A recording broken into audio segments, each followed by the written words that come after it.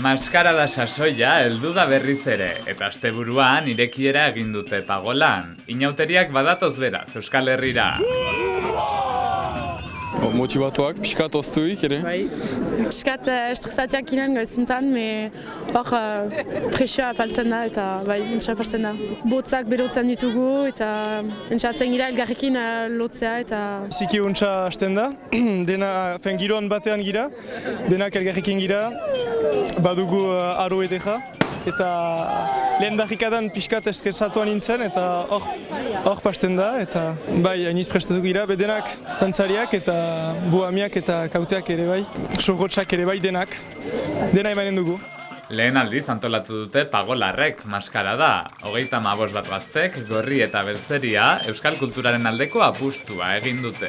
Egia ez dela sekulan izan maskaradarik Pagolan, baina beti ukandugu atxikimentua siberotar kulturari, izan zen pastoral bat garaian dola 40 urte, eta beste bat dola 5 urte, eta horretik landa, ideia ukandugu maskarada baten egitea, gazte talde hon bat baginoen, eta zerbait egin nahi elgerrekin. Dinamika bat belaunalien artekoa, laguntza, elkar laguntza, eta bakotsak bestia ikasu egitea, ekartzen du laguntasun bat, eta harreman biziki sendo batzuk sortzen ditu, behaz bakarrik gaizahunak gue herritipientako. Ekarpena baita euskarari ere.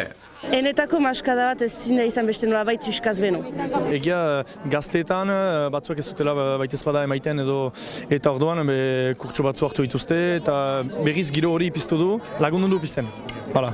Beste berritasun bat ere badu Pagolarren maskaradak. Lehen aldiz maskarada misto batean, kabana pertsonaia nagusia emazte batek antzezten du.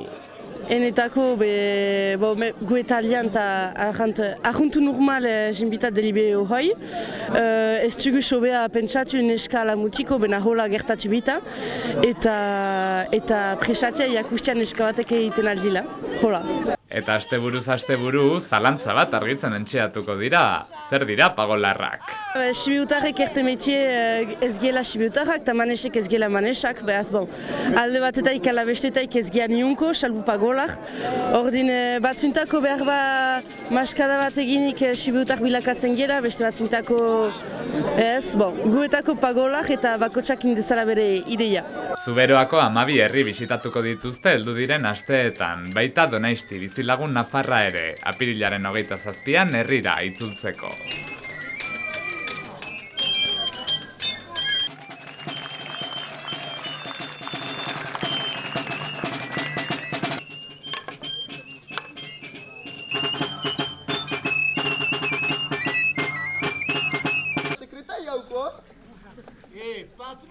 Patru, ena esperientziek, demostratu die, mustika batek 1000 usku sistatzen zitira.